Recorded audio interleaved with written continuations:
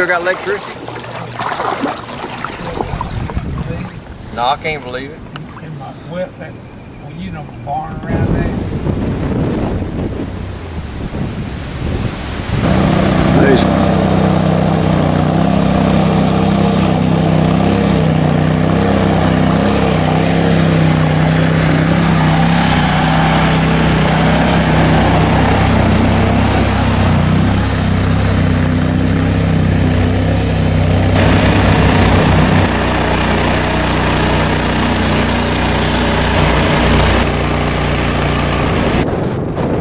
Trip to Atkins Clark Road, we came upon this house, and you guys have been going back and forth, not the normal way. Tell me about that.